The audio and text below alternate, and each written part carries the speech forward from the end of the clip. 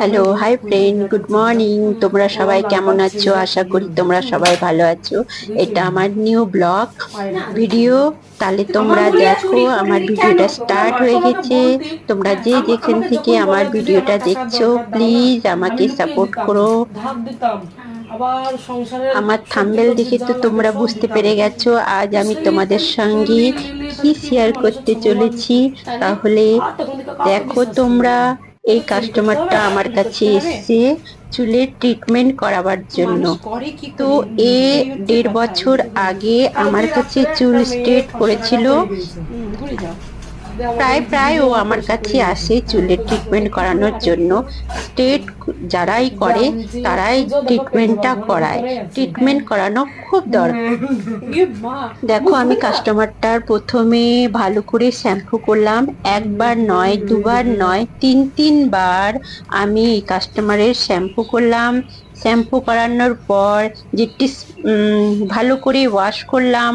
Wash করার পর ভালো করে আমি ড্রাই করে নিলাম। তারপরে আমি যে ট্রিটমেন্টের ক্রিম হয় সেটা ওর হেয়ারের মধ্যে লাগালাম, ওর মাথার মধ্যে লাগালাম। লাগানোর পর মাসাজ করলাম। মাসাজ করার পর, মাসাজটা তোমরা জানো, যারা স্পা করো, চুলের ট্রিটমেন্ট করো, তারা অবশ্যই জানবে কতক্ষণ করতে হয়। তারপরে স্টিম দিতে হয়। স্টিম দেওয়ার পর কিছুক্ষণ রেখে তারপরে ভালোভাবে ওয়াশ করতে হয়। ওয়াশ করার পর তোমরা দেখো, ভালো ভালো করে ড্রাই করে তারপরে আমি চুলের মধ্যে চুল আঁচড়াতে আরম্ভ করে দিলাম।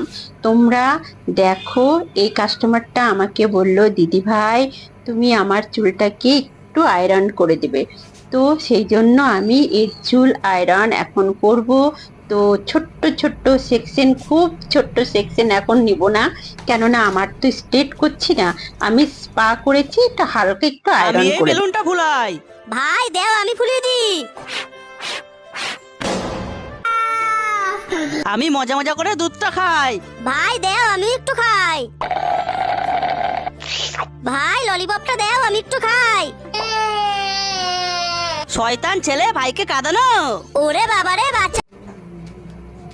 হালকা আয়রন করব, সেই জন্য দেখো আমি কিরকম ভাবে সেকশন করে, না ছোট একেবারে পাতলা, না খুব মোটা, মিডিয়াম সাইজে একটু চুলগুলো নিলাম সেকশন করে করে, অল্প অল্প করে। এবং এবার আমি একে আয়রন করছি। আমার আয়রনটা তুমি লক্ষ্য করো আমি কিভাবে আয়রন করছি। আর দেখো চুলের কত গ্লেজি ভাব হলো। এটা হচ্ছে নর্মাল স্পা নয়, এটা হচ্ছে ট্রিটমেন্ট স্পা। তো যার হেয়ারে যেরকম দরকার তাকে সেরকম ক্রিম দিয়ে ট্রিটমেন্টটা করা হয়। তো এই কাস্টমারটা দেখো আমার কাছে আসে, কেননা এ স্ট্রেট করে। মধ্যে মধ্যে বলতেও একবারই আমার কাছে স্ট্রেট করেছিল। তারপর থেকে এর চুল বেশ সুন্দর রয়েছে। এ মধ্যে মধ্যে এসে আমার কাছে স্পা করে। তো আমি স্পাটা করে দিয়েছি। আর আমাকে ও যখন বলল, দিদি ভাই আমাকে একটু আয়রন করে দাও, তাহলে আমাকে কাস্টমার যখন আমাকে বলেছে তাহলে আমাকে আয়রন করতে হবে। ওই জন্য আমি ওর চুলে আয়রনটা করছি। কিন্তু স্পা যারাই করে তাদের কিন্তু আয়রন করার প্রয়োজন হয় না, আয়রন করতে হয় না। আর কাস্টমার যদি এসে বলে আয়রন করে দেওয়ার জন্য, তাহলে তো করতেই হবে। আয়রন করলে চুলটা একটু ভালো হয়, সুন্দর হয়, গ্লেজি হয়। তো তোমরা দেখো তোমাদেরকে কেমন লাগছে। দেখছো আমার আরো কাস্টমার বসে আছে, কিন্তু এই কাস্টমার আমাকে বললো যে আমাকে একটু আয়রন করে দাও। তো আমার তো বুঝতেই পারছো, আয়রন তো আমাকে করে দিতে হবে। আমার তো কাস্টমার যা বলবে সেটা তো আমাকে শুনতে হবে। তো আমি সেই জন্য, অবশ্য যদি খারাপ হতো তাহলে আমি করতাম না। আমি আয়রন করাটা খারাপ না, স্পা করার পর আয়রনটা করা যায়। তো সেই জন্যই আমি আয়রনটা করে দিচ্ছি। আর চুলটা দেখো কত সুন্দর হয়ে গেছে, তোমরা লক্ষ্য করো। তোমরাও যদি করো তাহলে করতে পারো। দেখো স্ট্রেট করার পর, দেখো স্ট্রেটটা কেমিক্যাল দিয়ে হয়, তাই তো। আর নর্মাল চুল যেটা থাকে, যেটা উপরওয়ালা দেওয়ার চুল, যেটা আমাদের জন্ম থেকে রয়েছে, তার মধ্যে আমরা কি করি, কেমিক্যাল লাগিয়ে চুলটাকে আয়রন করে স্ট্রেট করি। তো চুলের কত ক্ষতি, সেই জন্য যারা স্ট্রেট করে তাদের প্রত্যেকেরই দরকার আয়রন করা এবং স্পা করা। স্পা যদি করা হয় তাহলে চুল ভালো থাকে। আমার কাছে যদি কোনো কাস্টমার আসে চুল স্ট্রেট করার জন্য, তাকে আমি প্রথমেই জিজ্ঞেস করি, তুমি খরচা করতে পারবে তো? 15 দিন অন্তর স্পা চুলের ট্রিটমেন্ট করাতে পারবে?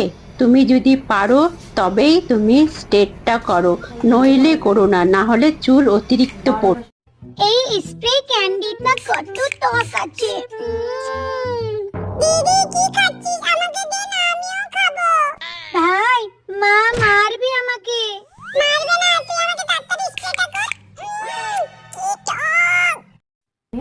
ফ্রেন্ড, আমি শর্ট ভিডিও বানাই, কমেডি ভিডিও বানাই, এই রিলেটিভের ভিডিওগুলো আমি বানাই। প্লিজ তোমাদের সাপোর্টের খুব দরকার, আমাকে সাপোর্ট করো। তোমরা যত নিউ ফ্রেন্ড রয়েছো আমাকে সাবস্ক্রাইব করে দিও, আর যত পুরনো ফ্রেন্ড রয়েছো লাইক করো, কমেন্ট করো, কমেন্টের সঙ্গে সঙ্গে লাইকও করো। বন্ধু, তোমরা লাইক করতে ভুলে যাও, তোমরা লাইকও করো, আমাকে সাপোর্ট করো। আমার দুটা চ্যানেল রয়েছে, একটা হচ্ছে যেটা পুরনো চ্যানেল, সেটা হচ্ছে সুষমা লাইফস্টাইল 3385 নাম্বার। ওই চ্যানেলে আমি রাত্রে 10:45 লাইভের মধ্যে আসি। শুক্রবারের দিন যদি আমি দুপুরের দিকে আসতে না পারি, আমি এমনি 2টোর সময় আসি, দুপুর 2টোর দিকে লাইভের মধ্যে, শুক্রবারে 2টোর দিকে লাইভে আসি। আর যদি কোনো কারণে 2টোর দিকে আসতে না পারি তাহলে আমি রাত্রে 10:45 আসি। এমনিতে আমি প্রত্যেক দিন আমার যেটা নতুন চ্যানেল রয়েছে টেক উইথ সুষমা 001, ওই চ্যানেলে আমি প্রত্যেক দিন একদিন ছেড়ে আমি লাইভের মধ্যে আসি 10:45। প্লিজ তোমরা আমাকে সাপোর্ট করো, আমার লাইভের মধ্যে একটু জুড়ে দিও। তোমাদের সঙ্গে গল্প করতে আমার খুব ভালো লাগে, তাহলে তোমরা আমার সঙ্গে জুড়ো, কেমন? আর আমার ব্লগ ভিডিওগুলো একটু দেখো, ফুল ওয়াচ টাইম দেওয়ার চেষ্টা করো। তাহলে তোমরা বলো এই কাস্টমারের চুলের ট্রিটমেন্টটা কেমন হলো, কমেন্ট করে আমাকে জানাবে এই চুলের ট্রিটমেন্টটা কেমন হলো, আর আয়রনটা কেমন হলো, চুলটা কত সুন্দর হলো। দেখো, তোমরা ভালোভাবে লক্ষ্য করো, কত সুন্দর আর কত গ্লেজি আর কত গ্ল্যামার হলো চুলের, সেটা তোমরা দেখি তো দরজাটা খুলে কে যেন আসছে। ওরে বাবারে, কত বড় বাঘ আসছে, দরজাটা বন্ধ করে দিব। দরজাটা খুললে তো এখন আমাকে খেয়ে ফেলবে। দরজাটা খুলে দেখি তো, ওরে বাবা, এটা তো আমাদের পছন্দের বিড়ালটা। তুমি কি আমাদের ঘরে আসবে? আসবো আসবো, চলো পুষিকেট, আমরা এখন খেলাধুলা করব। আর ওই বাঘটা আমাকে ধরতে আসলে তুমি কিন্তু আমাকে বাঁচাবে। আচ্ছা ঠিক আছে। এবছর আমাদের মুর্শিদাবাদে অতিরিক্ত গরম পড়েছিল। তো 2025 সালে প্রথম বৃষ্টি। দেখো তোমাদেরকে কেমন লাগছে? আমাদেরকে তো খুবই ভালো লাগছে। এবার আমাদের এখানকার তাপমাত্রা কত ছিল জানো? 45 ডিগ্রি পর্যন্ত নেমে এসেছিল।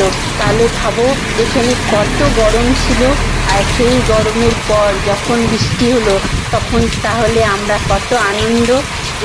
এখানকার মানুষ প্রত্যেকে খুব আনন্দ যে বৃষ্টি হচ্ছে, আর বৃষ্টিতে এবার আমাদের একটু শান্তি হবে, একটুভাবে মনের মতো ভাবে আমরা বাঁচতে পারবো।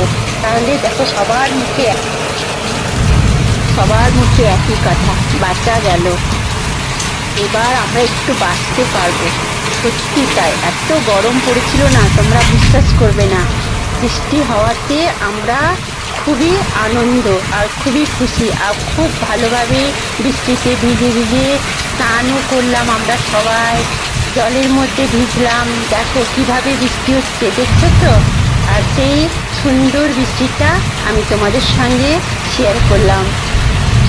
এই ভিডিওর মাধ্যমে আমি তোমাদেরকে অনেক কিছুই দেখালাম, বৃষ্টি দেখালাম, আমার পার্লার রিলেটিভের কাজ দেখালাম, স্টেট দেখালাম, আমি যে কমেডি ভিডিওগুলো বানাই সেইগুলো দেখালাম, সেইগুলো তোমাদের সঙ্গে শেয়ার করলাম, সমস্ত কিছু শেয়ার করলাম। আর দেখো, বছরের গরমের পর যে অতিরিক্ত গরমের পর যে বৃষ্টিটা হচ্ছে, সে প্রথম বৃষ্টি, সেটাও আমি তোমাদের সঙ্গে শেয়ার করলাম। তো তোমাদেরকে কেমন লাগছে তোমরা আমাকে কমেন্ট করে জানাবে। আর বছরের এই প্রথম বৃষ্টি যে অতিরিক্ত গরমের পর, সেটা তোমরা একটু অনুভব করো আর বলো কেমন কেমন দিলাম আমি তোমাদেরকে।